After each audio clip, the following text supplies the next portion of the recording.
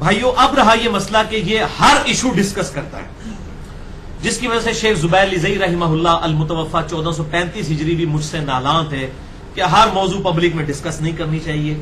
تو اب یہ علمی میدان ہے تو مجھے اس معاملے میں ان سے اختلاف ہے. میں نے پہلے بھی کئی دفعہ کہا کہ علم کے میدان میں جذبات کی کوئی حیثیت نہیں ہوتی.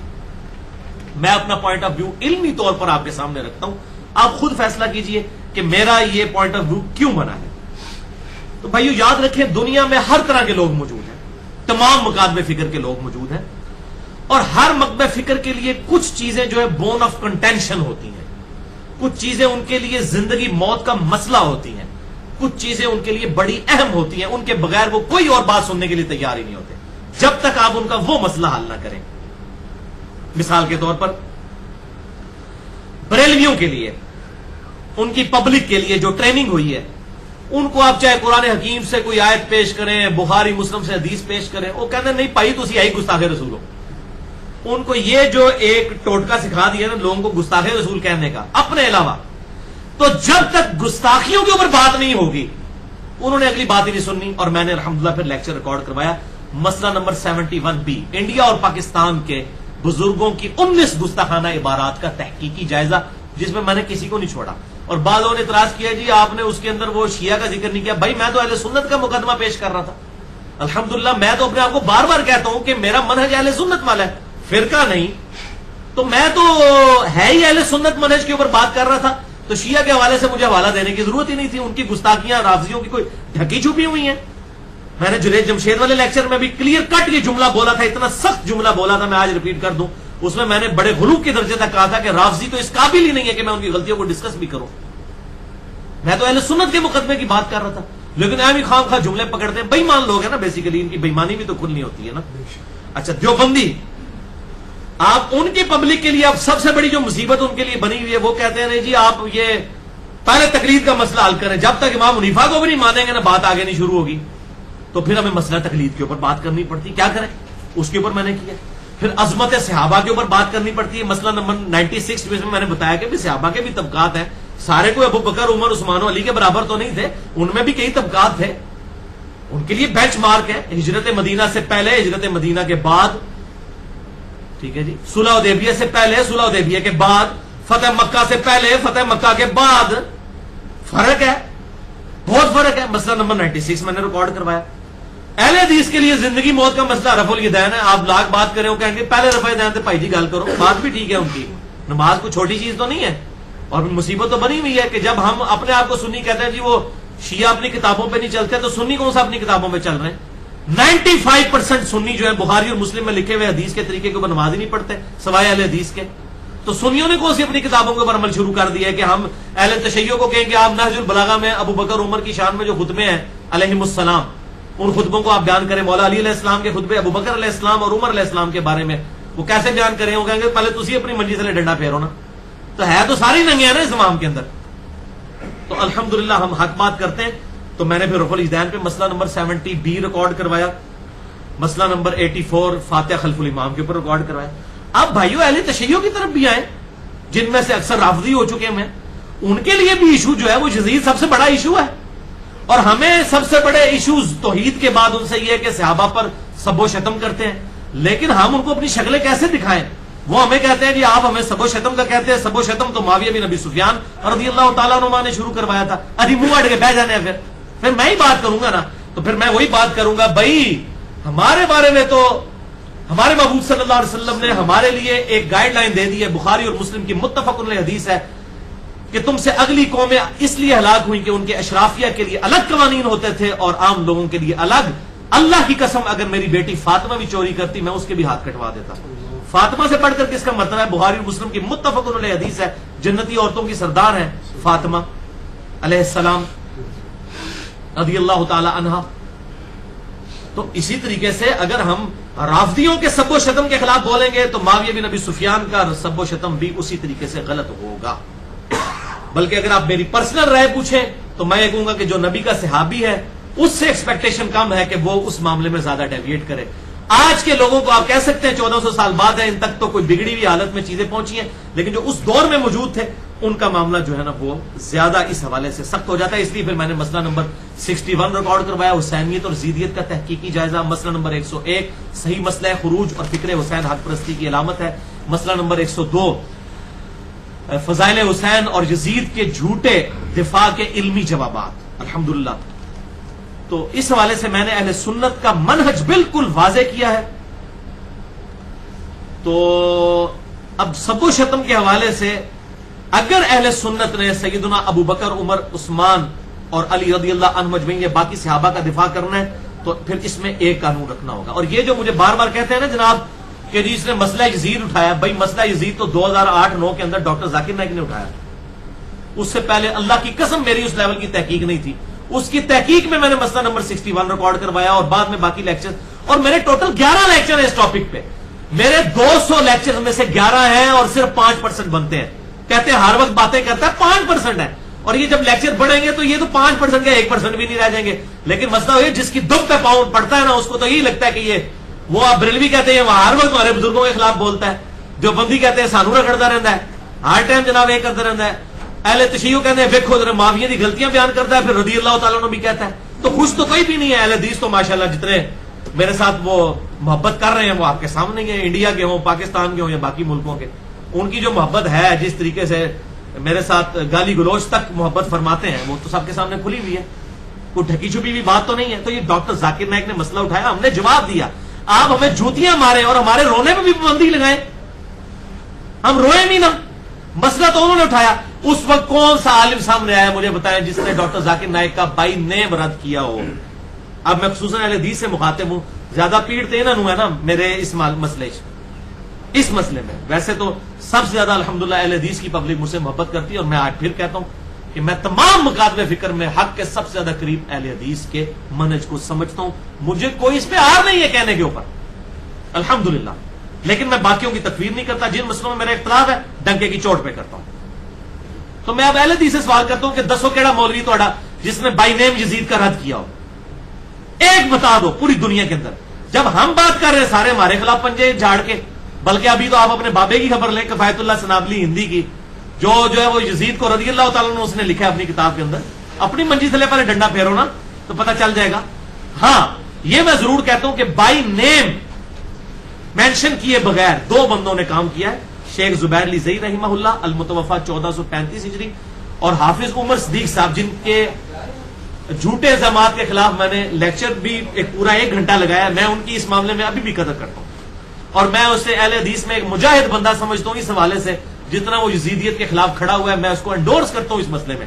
دیکھیں اس نے مجھے جاہل, چھوکرا, تکیہ باز, رافضی, پتہ نہیں پنجابی جو نے شاید ماں پہن دی گالا بھی بریکٹ کٹیاں نے, لیکن میں اتنا پازیٹیو ہوں ان کے بارے میں. اور میں الحمدللہ اس ویڈیو میں کہہ رہا ہوں کہ میں عمر صدیق صاحب کے ساتھ کھڑا ہوں یزید کے مسئلے میں. یہ نہیں ہوگا کہ انہوں نے مجھے غلط کہا تو میں نہیں, حق بات میں کوئی بھی کھڑا ہوگا میں اس کے ساتھ ہوں الحمدللہ.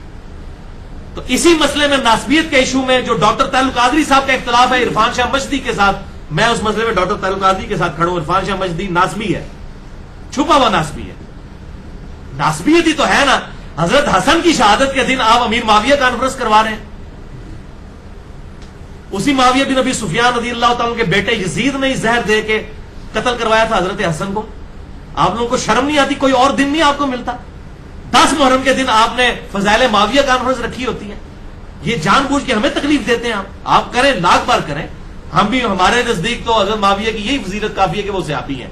اسی درجے پہ کوئی نہیں پہنچ سکتا. تو اس قسم کی چیزیں نہیں ہونی چاہیے. تو میں الحمدللہ ساتھ ہوں, لیکن بائی نیم ان دونوں نے بھی نہیں رد کیا. نہ ڈاکٹر ذاکر نائک کا رد کیا حافظ عمر صدیق نے, نہ بائی نیم کیا شیخ زبیر علی زئی صاحب نے. نجی محفلوں میں میرے سامنے کہتے تھے. وہ پہلا بندہ تھا جس نے مجھے کہا تھا کہ ڈاکٹر ذاکر نائک علی بھائی یزیدی ہے. میں تو اس کو چھوڑ دیا. میں نے پہلی بار یزیدی کی ٹرم جو ہے شیخ زبیر صاحب کے منہ سے سنی تھی.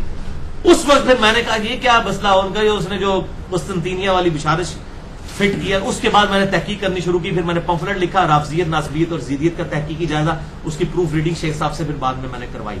اس وقت تو میری تحقیق کا آغاز ہوا, لیکن بائی نیم انہوں نے بھی کہیں پر مینشن نہیں کیا. اس حوالے سے مولانا اسحاق صاحب نے کیا, لیکن اب مسئلہ یہ ہے کہ ان کو تو مولویوں نے سرٹیفکیٹ دیے ہوئے, ان کو کوئی مکتبہ فکر آن نہیں کرتا, لہذا میں ان کا ریفرنس اس لیے اس حوالے سے کوٹ نہیں کر رہا. باقی انہوں نے جو اس حوالے سے کام کیا ہے وہ پوری دنیا میں قدر کی نگاہ سے دیکھا جاتا ہے. مجھے کئی معاملات میں ان سے اختلاف ہے اور میں نے ان سے ملاقات میں بھی کہا تھا کہ آپ بہت زیادہ جذباتی ہو جاتے ہیں بعض اوقات. میں نے ان کو بالکل کلیئر کٹ, اور میں یہ ویڈیو کی وسادت سے ان کے چند جو پکے قسم کے فالوور ہیں میں ان کو بالکل یہ کلیئر کٹ بتا دوں. میں نے مولانا اسحاق مدنی صاحب کو کہا تھا کہ آپ کا جو سٹانس ہے حضرت معاویہ بن ابی سفیان رضی اللہ تعالیٰ کے بارے میں بعض اوقات آپ بہت زیادہ سخت الفاظ استعمال کرتے ہیں اور یہ مجھے اچھا نہیں لگتا. آپ علمی رد ضرور کریں لیکن آپ کے الفاظ بہت زیادہ سخت ہوتے ہیں. اور میں نے کہا مجھے پتا ہے آپ کی عمر اب 70 سے پلس ہے تو آپ حیران ہوں گے, حالانکہ آپ کو پتا وہ کتنے پکے حسینی تھے. مجھے آج تک یاد ہے انہوں نے اپنے دونوں ہاتھ میرے کندھے پہ رکھے ادھر پیچھے آ کے مجھے کہتے ہیں بیٹا آپ نے مجھے بہت اچھی وصیت کی ہے. یہ مولانا اسحاق مدنی صاحب نے, جب میں نے ان کو, یہ فیصلہ آباد والے, ان کا بیٹا مجھے آپ نے بہت اچھی وصیت کی ہے, یہ ان کے الفاظ تھے. تو الحمدللہ ہم غلو کے درجے میں کہیں نہیں جاتے اور وہ بھی نہیں جاتے تھے. میرے 40 سوالوں والے انٹرویو میں انہوں نے کلیئر کٹ کہا, جب میں نے پوچھا کہ یہ رافضی کہتے ہیں کہ حضرت عائشہ کا قتل جو ہے معاویہ بن ابی سفیان نے کہا بالکل جھوٹ بولتے ہیں, ان کا جنازہ تو اوپنلی ہوا ہے, کوئی قتل نہیں, حضرت عائشہ اپنی موت مری ہے, کوئی معاویہ بن ابی سفیان نے ان کے لیے گڑھا نہیں کھودا. اتنے منصف مزاج تھے اس حوالے سے. بعض کا جذباتی ہو جاتے تھے, ان کی عمر کا بینیفٹ بھی اس حوالے سے ان کو دینا چاہیے, میں یہ سمجھتا ہوں. بھائیو اس حوالے سے یہ بات یاد رکھیں کہ اس وقت دنیا گلوبل ولیج بن چکی ہے, یعنی ایک گاؤں چھوٹا سا, بلکہ میں کہتا ہوں کہ اب تو یہ گلوبل ولیج والا محاورہ بھی پرانا ہے. گلوبل ہوم ہے یہ پوری دنیا. گھر بیٹھے آپ دنیا کی کوئی لائبریری بھی ایکسس کر سکتے ہیں اسمارٹ فون کے ذریعے, لیپ ٹاپ کے ذریعے, انٹرنیٹ کے ساتھ, پوری دنیا کے ساتھ آپ جڑے ہوئے ہیں. اب یہ ہمارے جو اسمارٹ فونز ہیں لوگوں کے پاس, اس کے اندر الارم بھی آ چکے ہیں, نمازوں کی ٹائمنگ بھی آ چکی ہوئی ہے, انٹرنیٹ بھی اویلیبل ہے, کمپیوٹر بھی یہی ہے, ٹیمپریچر کا آپ نے پتا کرنا ہے وہ بھی یہی ہے, اور سوشل میڈیا جو ایک سمجھ لیں ایک ایٹم بم ہے. سب سے بڑا اس وقت میڈیا تو سوشل میڈیا ہے, فیس بک, یوٹیوب, واٹس ایپ اور یہ باقی جتنے ساری چیزیں ہیں. اس کی وجہ سے دنیا گلوبل ولیج نہیں گلوبل ہوم بن چکی, ایک گھر کی مانے. اب وہ زمانے گئے کہ جب یہ چند خاص موضوعات چند لوگوں تک محدود تھے. اب کوئی ایک بندہ حدیث کو شیئر کرا دینا ایک فیس بک کے اوپر تو لاکھوں لوگوں تک پہنچ جاتی ہے. ایسے بھی ہمارے لوگ ہیں جن کے فالوورز 10-10 لاکھ سے زیادہ ہیں, ایسے علماء بھی ہیں. تو جب وہاں پہ کوئی چیز شیئر ہوگی 10 لاکھ لوگوں تک پہنچے گی اور 10 لاکھ آگے جتنوں تک پہنچائیں گے تو اب آپ یہ کہیں گے کہ یہ گلاں وہاں بھی نہیں کرنی چاہیے, اور پائی وہاں بھی پہلے ہی ہو گئی ہیں گلاں. ڈاکٹر ذاکر نائک نے جب بات کی تو کروڑوں لوگوں تک تو اسی وقت پہنچ گئی نا, وہ تو ایک انٹرنیشنل سپیکر ہے. جب یزید کے بارے میں بات کی تو مسئلہ تو انہوں نے چھیڑا, ہم نے تو جواب دیا. جوتیاں بھی آپ ہمارے سر پر مارے اور ہمیں رونے بھی نہ دے. تو اس حوالے سے جو لوگ کہتے ہیں سلف کا فہم, تو میں یہ کہوں گا کہ ہمارے سلف بڑے نیک نیت تھے. امام احمد بن حنبل المتوفا 241 ہجری, اگر انہوں نے یہ بات کہی تھی کہ مشاجرات صحابہ یا اس طرح کے ایشوز ہمیں پبلکلی ڈسکس نہیں کرنے چاہیے, تو بالکل ٹھیک کہا تھا انہوں نے. اس وقت تو ایک ساتھ والے گھر میں کیا ہو رہا ہے نہیں پتا ہوتا تھا. آج اگر احمد بن حنبل زندہ ہوتے تو اپنے فتوے سے رجوع کرتے. ان کا فتوا تھا, یہ کوئی قرآن حدیث تو نہیں تھا نا, فتوا تھا نا, ایکسپرٹ اوپینین تھا. آج کے دور کے معاملے میں اگر وہ دیکھتے کہ بھائی ایک تو طریقہ یہ کہ فیس بک پہ کوئی رافضیوں کی طرف سے اہل سنت کے خلاف کوئی حدیث شیئر ہو جاتی ہے, ایک تو ہے کہ آپ جواب دیں, حدیث قرطاس شیئر ہو جائے بخاری اور مسلم کی, تو ہم کیا کہیں گے یہ ڈسکس نہ کریں. میں نے الحمدللہ ڈسکس کیا, میرے علاوہ کسی نے نہیں کی حدیث. 3.25 گھنٹے کے اندر 55 مسئلہ وسیع رسول کون ہے اور حدیث قرطاس کا تحقیقی جائزہ, کہ سیدنا عمر جو ہے وہ وفات کے وقت آپ صلی اللہ علیہ وسلم نے فرمایا کاغذ قلم لاؤ تو میں لکھ دوں, اس کے بعد تم گمراہ نہیں ہوگے. تو حضرت عمر حائل ہوئے, وہ رافضی کہتے ہیں جی یہ تو دیکھ لیں. تو میں نے وہ پورا ایک لیکچر دیا 3.25 گھنٹے کا. اب میں ایک حدیث قرطاس بیان نہیں کرنی چاہیے, تو بخاری اور مسلم میں یہ موجود ہے حدیث, میں تو نہیں پائی پہلے دی موجود ہے, تو کوئی شیئر کرائے گا. اس طریقے سے میں نے جو 50 حدیثیں لکھی ہیں, جمع کی ہیں اہل سنت کی کتابوں سے, واقعہ کربلا کا حقیقی پس منظر 50 صحیح الاسناد حدیث کی روشنی میں, اکثر حدیثیں بخاری اور مسلم سے, اور اکثر تو خطرناک جو روایتیں ہیں جو چبھ رہی ہیں لوگوں کو وہ صحیح مسلم سے ہیں. تو میرے سلف امام مسلم ہے. چلو آ جاؤ, امام مسلم المتوفا 261 ہجری, انہوں نے صحیح مسلم کے مقدمے میں لکھا ہے کہ میں یہ جو کتاب ہے عوام الناس کے لیے لکھ رہا ہوں. اب آپ کی بات کہیں گے جی پبلک میں ڈسکس نہ کریں, امام مسلم نے جو فتوا لانا ہے نا میرے تو امام مسلم ہوتے لاؤ, تو پتہ چل جائے گا. یہ اردو میں ایک محاورہ بولا جاتا ہے نا, چور کو نہ مارو چور کی ماں کو مارو. جو فتوا میرے پہ لگانا ہے امام بخاری امام مسلم پہ بھی لگاؤ, نعوذ باللہ اپنا ایمان برباد کرو.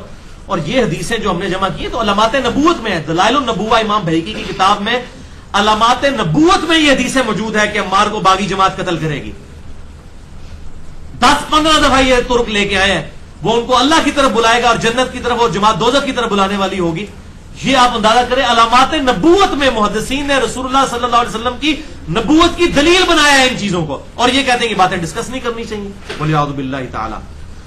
تو اب الزامی جواب پھکی کے طور پر سن لیں گے. بڑی مزے کی بات ہے کہ بریلوی آپ سے کہیں گے کہ جناب یہ قُلْ إِنَّمَا أَنَا بَشَرٌ مِثْلُكُمْ آیت ڈسکس کرنے کی ضرورت نہیں, بڑی گستاخی ہے. اور تھوڑی آیتیں ہیں جی قرآن اندر, وَمَا أَرْسَلْنَاكَ إِلَّا رَحْمَةً لِّلْعَالَمِينَ, یہ کیوں نہیں آپ ڈسکس کرتے؟ تسی ہر وقت نبی دی گستاخی تلاش کرتے ہو. تو یہ قرآن میں کیا گستاخی ہے؟ قُلْ إِنَّمَا أَنَا بَشَرٌ مِثْلُكُمْ. وہ تو آپ کو گستاخ کہتے ہیں جو یہ آیت پیش کریں. اہل حدیثوں کو گستاخ اسی وجہ سے کہتے ہیں. تو پھر ٹھیک ہے, آپ یہ آیت بیان کرنا شروع کر چھوڑ دیں. کیا رسول اللہ کی عظمت زیادہ ہے یا صحابہ کی عظمت زیادہ ہے؟ رسول اللہ صلی اللہ علیہ وسلم کی عظمت پر کروڑوں اربوں صحابہ اور باقی ساری امت قربان. تو وہ تو کہتے ہیں آپ گستاخی کر رہے ہیں, تو آپ بھی بیک فٹ پہ چلے جائیں نا. آپ کہتے ہیں نہیں حق ہے ہم بیان کریں گے, عقیدہ ہے بیان کریں گے. تو یہ عقیدہ نہیں جو ہم بیان کرتے ہیں. دیوبندی آپ کو کہیں گے, اور مجھے پتا ہے دیوبندی بڑے سخت خلاف ہیں اہل حدیث کے, وہ کہتے ہیں کہ جی یہ ہر مجلس میں بیان کرتے ہیں جامعہ ترمذی کی روایت کہ حضرت عمر نے اپنے دور میں حج تمتع پہ پابندی لگائی تو ان کے بیٹے عبداللہ بن عمر نے مخالفت کی.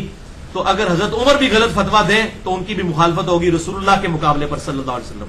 وہ کہتے ہیں یہ دیکھو جی یہ تو حضرت عمر کی گستاخی کرتا ہے. وہ پائی کوئی گستاخی نہیں ہے, یہ تو حضرت عمر بھی سنے تو خوش ہوں گے. یہ کتاب و سنت کے دلائل کے اندر جو ہے وہ اختلاف رائے کیا جا سکتا ہے. اسی طریقے سے اہل حدیث کہتے ہیں جی بخاری کی حدیث بڑی خطرناک ہے جی, یہ تو گل ہی نہ کرو. 2812 اور مسلم میں بھی ہے, جو امام مسلم نے مقدمے میں لکھا عوام کے لیے لکھ رہا ہوں. عمار کو ایک باغی جماعت قتل کرے گی, عمار ان کو اللہ اور جنت کی طرف بلائے گا, وہ جماعت دوزخ کی طرف بلائے گی. وہ کہتے بیان نہ کرو. اور اہل تشیع وہ آپ کو کہیں گے جی صحیح بخاری میں جو حدیث ہے کہ مولا علی علیہ السلام سے پوچھا کہ بتائیے رسول اللہ کے بعد سب سے افضل امت میں کون ہے؟ انہوں نے کہا ابو بکر. اس کے بعد پوچھا عمر. یہ صحیح بخاری میں حضرت ابو بکر کے چیپٹر میں یہ حدیث موجود ہے.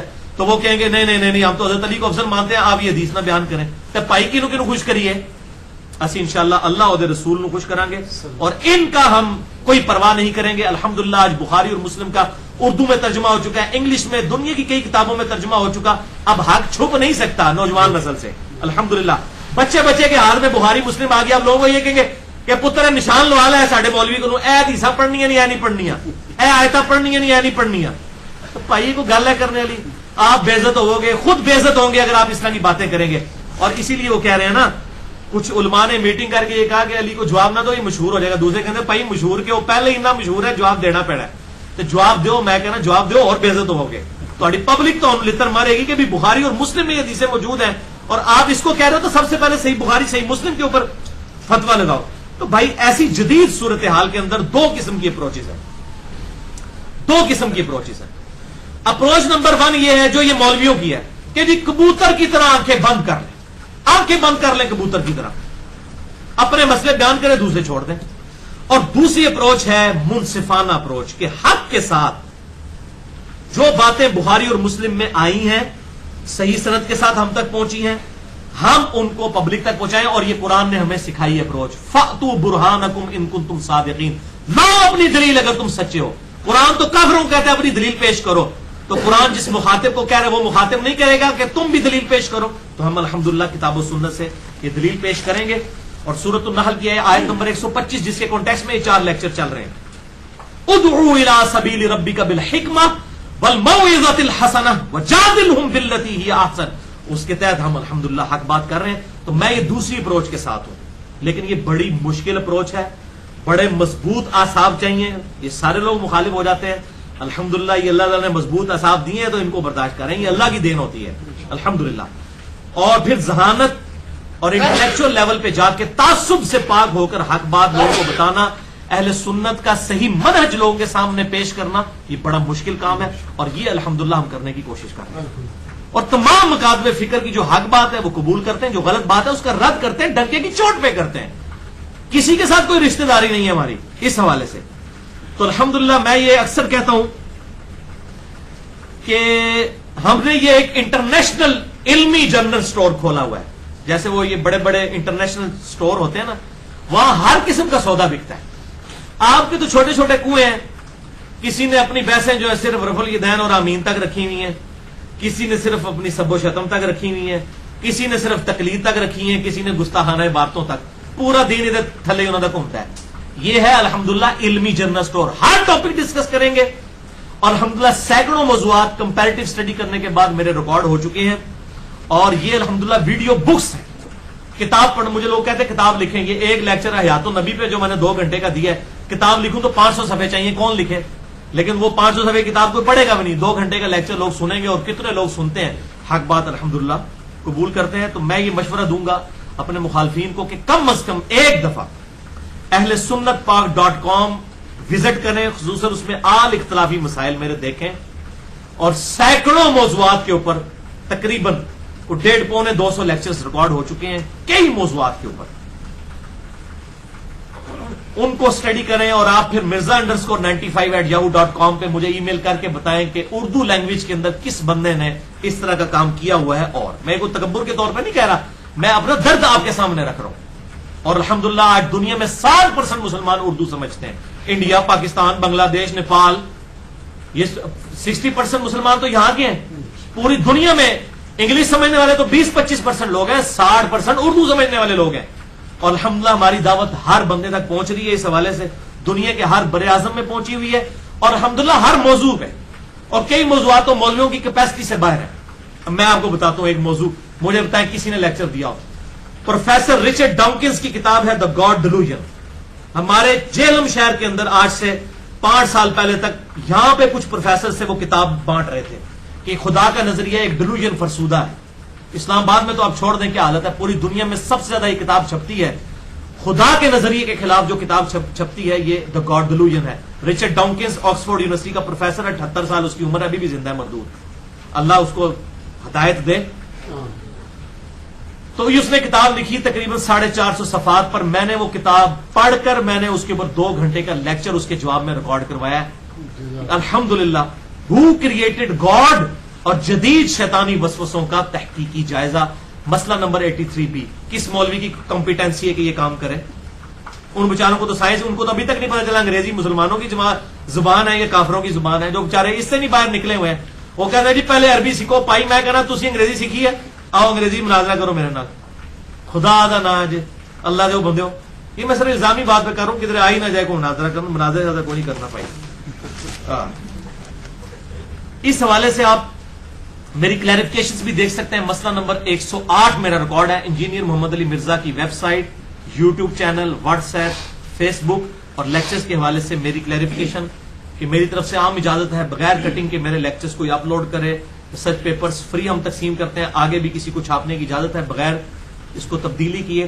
اور الحمدللہ 150 سے زیادہ اختلافی موضوعات پہ لیکچرز ہیں. 200 کے قریب الحمدللہ قرآنک لیکچر ہیں. 14 پارے ہمارے تقریباً کور ہو چکے ہیں الحمدللہ ان 200 لیکچرز کے اندر. تقریباً 200 ہیں، 190 کے قریب. تو میں علماء سے بھی ریکویسٹ کروں گا کہ اپنے اپنے مدرسوں کے کنویں سے باہر نکلیں. بھائی باہر بہت بڑی علم کی دنیا ہے. آپ دیکھیں مکاتب فکر سے باہر نکل کے دیکھیں کتنی بڑی دنیا ہے. اب آخر میں ایک آیت کے حوالے سے کلیریفیکیشن دے دوں. یہ اکثر لوگ اس حوالے سے پیش کرتے ہیں. وہ سورۃ البقرہ کی ہے، آیت نمبر 133 اور 141. یہ 2 دفعہ آیت آئی ہے. اعوذ باللہ من الشیطان الرجیم، بسم اللہ الرحمن الرحیم. تلک امۃ قد خلت لہا ما کسبت ولکم ما کسبتم. وہ ایک امت تھی جو پہلے گزر چکی، ان کے لیے ان کے اعمال ہیں، تمہارے لیے تمہارے اعمال ہیں. ولا تسألون عما كانوا يعملون. تمہیں نہیں پوچھا جائے گا کہ وہ کیا اعمال کیا کرتے تھے. وہ کہتے ہیں جی اس کی وجہ سے نا یہ پرانے بزرگوں کے قصے کہانے نہیں چھیڑنے چاہیے. ہر بندہ اپنے اپنے بزرگوں کو ڈیفینڈ کرتا ہے نا. کہتے وہ اشرف تھانوی صاحب فوت ہو گئے، احمد بریلوی صاحب فوت ہو گئے، تو میں کہاں گا بھائی جی پھر غلام احمد قادیانی صاحب بھی فوت ہو گئے نے، چھڈ دو انہوں کیوں مگر پہ انہوں نے. یہ پھر الزامی جواب یہ بھی ہوگا نا. اس لیے کہتے ہیں صحابہ کرام. اور یہ آیت کا مطلب بھی آپ غلط لے رہے ہیں. یہ آیت کا یہ مطلب نہیں ہے، پورا کانٹیکسٹ ہے. یہود و نصارہ کہتے تھے ہمیں ابراہیم کی نسبت کام آئے گی، جو ہم بھی اکثر لوگ کہہ رہے ہوتے ہیں جو کچھ بھی ہیں تیرے محبوب کی امت سے، ہم نے خود اپنے آپ کو صحیح نہیں کرنا، نسبت ہی کام آئے. تو اللہ تعالیٰ نے ان کو ٹانٹ کیا ہے کہ ان کی نسبت تمہیں کام نہیں آئے گی. تلک امۃ قد خلت، وہ نیک لوگوں کی جماعت تو جا چکی. لہا ما کسبت ولکم ما کسبتم. جو نیکیاں انہوں نے کمائی تھی وہ اپنے ساتھ لے گئے ہیں، تمہاری نیکیاں تمہارے کام آئیں گی. تمہیں نہیں پوچھا جائے گا انہوں نے کیا نئے کمال کیے. یہ برائیوں کے بارے میں نہیں ہے. اگر برائیوں کے لیے ہوتا تو یہ لہا ما کسبت ولکم ما کسبتم نہ ہوتا، بلکہ ہوتا علیہا مکتسبت وعلیکم ما کسبتم. اس کے لیے اس کا وبال ہے جو اس نے کیا، اور تمہارے لیے اس کا وبال ہے جو تم نے کمایا. جیسے لا یکلف اللہ نفسا الا وسعها، لا یکلف اللہ نفسا الا وسعها لہا ما کسبت وعلیہا مکتسبت. لہا ما کسبت وعلیہا مکتسبت. لہا نیک امال، وعلیہا اور بروں کا وبال اسی پر ہوگا جو اس نے کیا. ورنہ تو قرآن حکیم خود حضرت یوسف علیہ السلام کے بھائی صحابی نہیں تھے، 2 نبیوں کے صحابی تھے، حضرت یعقوب کے، حضرت یوسف علیہ السلام کے. ان کی غلطیاں نہیں بیان کی ہیں قرآن میں، تو پھر ہونا چاہیے کہ یہ واقعات نہ بیان کیے جائیں. قرآن تو عبرت پکڑتا ہے.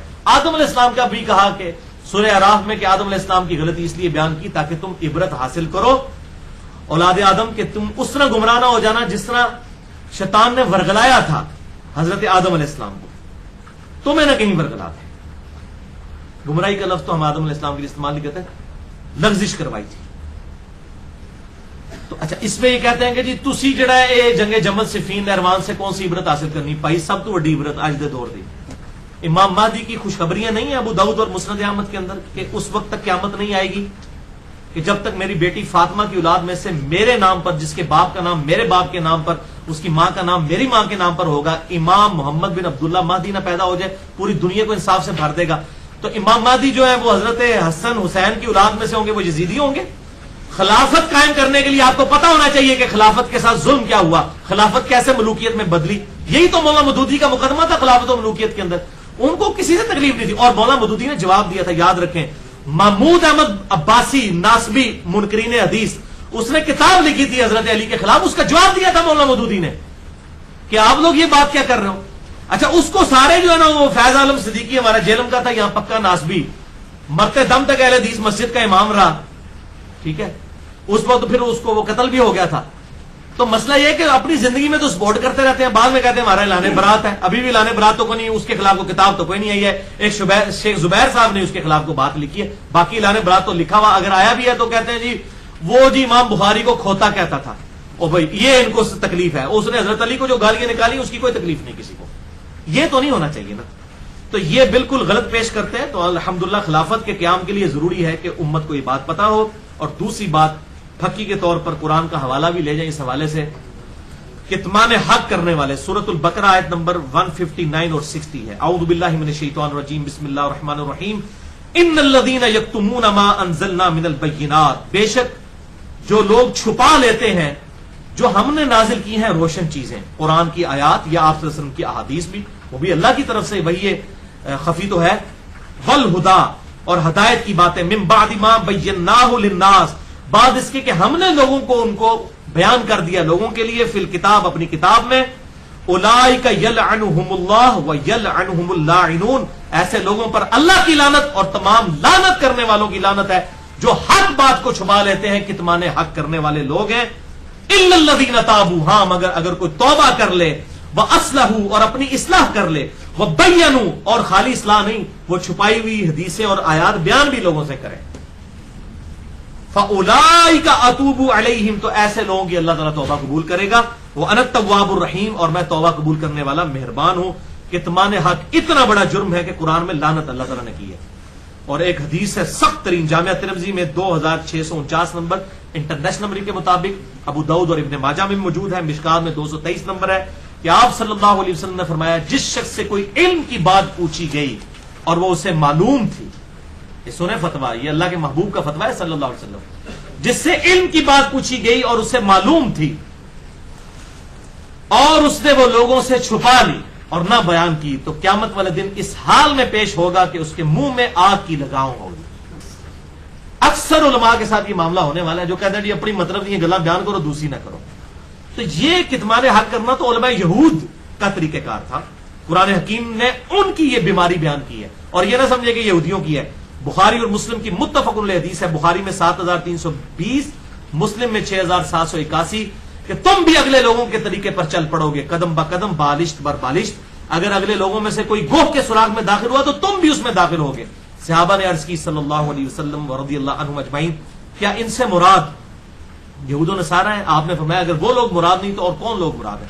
تو یہود و نصارہ کی یہ خرابی، کتمان حق کو چھپانا، یہ اس امت کے اندر بھی ولیعوذ باللہ تعالی یہ لعنت اور یہ معاملات آ چکے ہیں. اللہ تعالی ہم سب کو اس معاملے میں محفوظ فرما کر حق گوئی کی آواز بلند کرنے کی توفیق عطا فرمائے. اب میرا آخر میں اعلان ایک سن لیں میری طرف سے کہ بھائیو، میں نے اپنی طبیعت پر جبر کر کے یہ اپنی 4 قرآن کلاسز قربان کی ہیں، اور آپ لوگوں کے ساتھ بھی ایک معاملہ ہوا. میں نے یہ کوئی خوشی سے نہیں کیا، مجھے پتا ہے میں کتنی اذیت سے گزرا ہوں ان لیکچرز کو تیار کرنے کے لیے.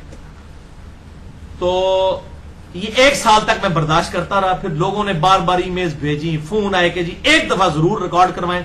تو میں نے لوگوں کے کہنے کے اوپر اپنی طبیعت پر جبر کر کے یہ 4 لیکچرز 124 A, B, C اور D ریکارڈ کروا دیے ہیں. اور یہ لیکچرز انشاءاللہ انجینئر محمد علی مرزا کا دفاع نہیں ہے، بلکہ کتاب و سنت اور اجماع کا دفاع ہے انشاءاللہ تعالی. اور قیامت تک لوگ خود فیصلہ کریں گے کہ حق بات کیا تھی. اور مجھ سے اختلاف کا دروازہ قیامت تک کے لیے کھلا ہے، لیکن علمی دلائل کے ساتھ، جذبات کے ساتھ نہیں. ہر بندے کو حق پہنچتا ہے وہ اختلاف رائے. جب میں حق رکھتا ہوں تو میں دوسروں کو کیسے حق چھین سکتا ہوں؟ لیکن اختلاف رائے کریں، گالی گلوچ کرنا، کسی کو سرٹیفکیٹ جاری کر دینا، یہ آپ کام نہ کریں. نہ اللہ تعالیٰ نے آپ کی یہ ڈیوٹی لگائی ہے. آپ اپنی آخرت نہ برباد کریں. اس قسم کی ڈیوٹی خود لے کے اپنے ذمہ اور اپنی آخرت کی فکر کریں. اب اس کے علاوہ کوئی الزامات کوئی بچیں گے نہیں، وہ سارے اس کے اندر کور ہیں. میں نے ہر لحاظ سے کور کر دیے ہیں. پھر بھی اگر کوئی الزام آئے تو آندہ میں نے اس ٹاپک پہ بالکل بات نہیں کرنی. یہ میں نے اپنے ساتھ اور کتنے اپنے سینئر بزرگوں کے ساتھ عہد کیا ہے. اس کے بعد جس نے سوال کرنا ہوگا صرف mirza_95@yahoo.com پہ مجھے ای میل کر کے مجھ سے تسلی والا جواب بھی لے سکتا ہے. اگر کوئی علمی پھکی چاہیے ہوگی تو انشاءاللہ تعالی وہ بھی اویلیبل ہوگی. پھکی والا معاملہ انشاءاللہ کبھی بھی ختم نہیں ہوگا، اویلیبل ہے. اور الحمدللہ دنیا میں 60% کے قریب مسلمان اردو زبان سمجھتے ہیں. یہ دعوت انشاءاللہ کروڑوں لوگوں تک پہنچی ہے اور پہنچے گی. انڈیا، پاکستان، بنگلہ دیش کے اندر، پوری دنیا کے اندر جہاں جہاں بھی اردو جاننے والے لوگ ہیں، اور دنیا کا کوئی بر اعظم نہیں لوگ موجود نہ ہو. اور الحمدللہ انہی علاقوں کے لوگ ہیں جو ڈائنامک یعنی اسلام کی لیڈرشپ کے اوپر پوری دنیا کے اندر جو لیڈنگ طور پر اسلام کو پھیلا رہے ہیں، وہ انڈیا، پاکستان، بنگلہ دیش کے لوگ ہیں. کدھر بھی آپ چلے جائیں، مشرق وسطیٰ کے لوگ بعد میں آتے ہیں، یہ لوگ لیڈنگ پوزیشن پہ ہیں. اور الحمدللہ یہ حق بات پہنچے گی. میں سب سے یہ ریکویسٹ کروں گا کہ اس حق بات کو پہنچائیں. اور ایک خاص بات یہ کہ خدا کے لیے مولویوں کی اصلاح کی کوشش نہ کریں. مولوی بیانڈ ریپیئر ہے. کوئی گول کیپر اپنے پول میں گول نہیں پھینکتا، وہ تو ڈیفینڈ کرنے بیٹھا ہے اور اس کی مجبوری آپ سمجھیں.